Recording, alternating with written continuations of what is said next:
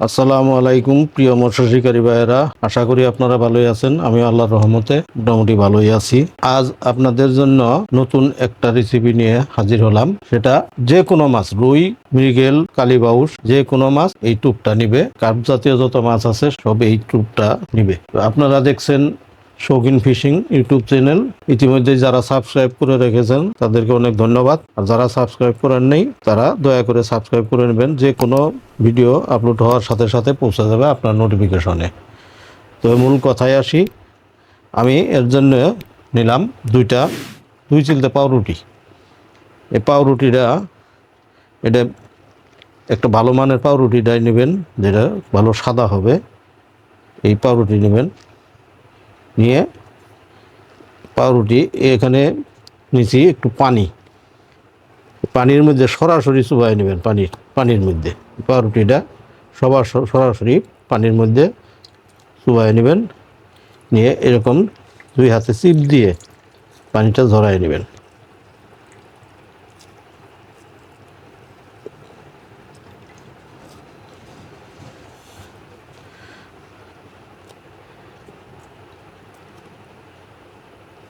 এটা খুব সহজ পদ্ধতি।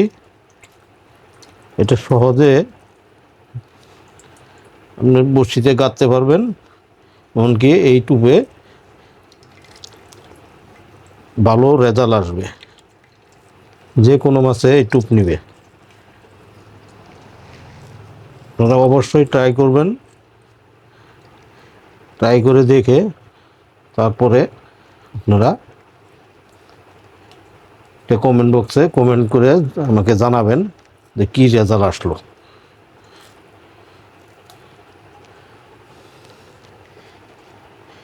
এখন এটাকে ভালো করে চটকে নেন।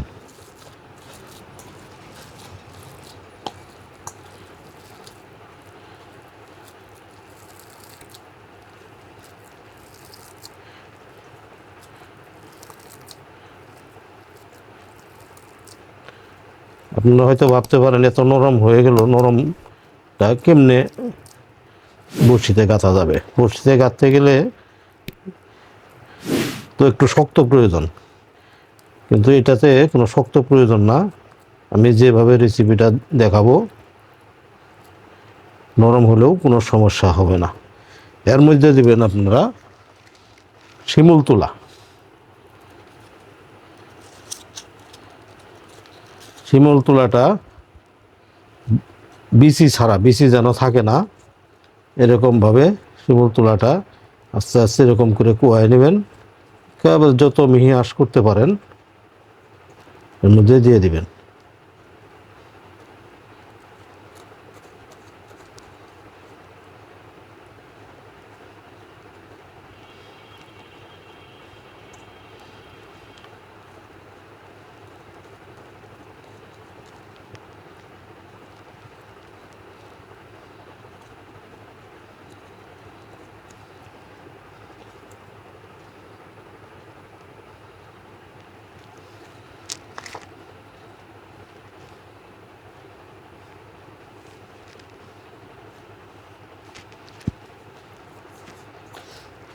এটাকে আবার ভালো করে তুলা দেওয়ার পরে ভালো করে চটকে নিন।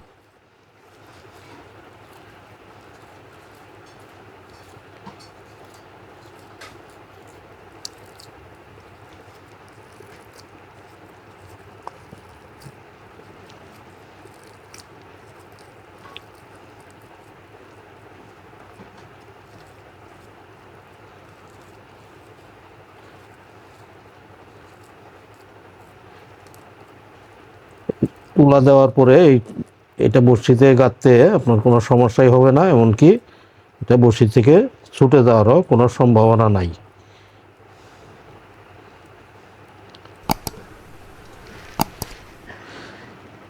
এখন বড়শিতে গাঁথবেন কিভাবে? এর জন্য আমি এখানে 2 কাটার একটা বড়শি নিয়েছি। আমি 1 কাটায় গেছে দেখাবো যে কি আসে।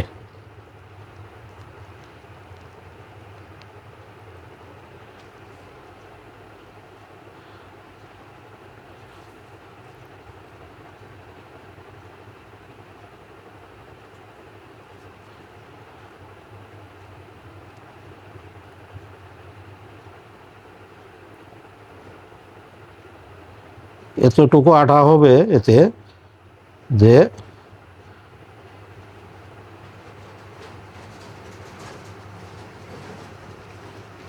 এরপরে আপনি নেবেন পিঁপড়া ডিম। এই পিঁপড়া ডিম এখানে ভরায় দিবেন এইভাবে। পিঁপড়া ডিমটা লাগানো সুবিধা হবে আপনার। পিঁপড়া ডিমটা লাগানো এইভাবে লাগাইলে সুবিধা হবে।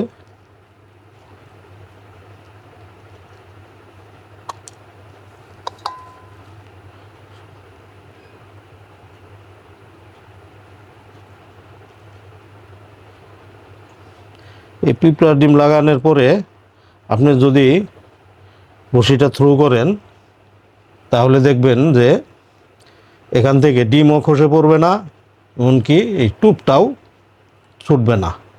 টুপটা যতই দূরে দূরে ঢেল দেন ছুটবে না। এই টুপটা যে কোনো মাছে নিবে,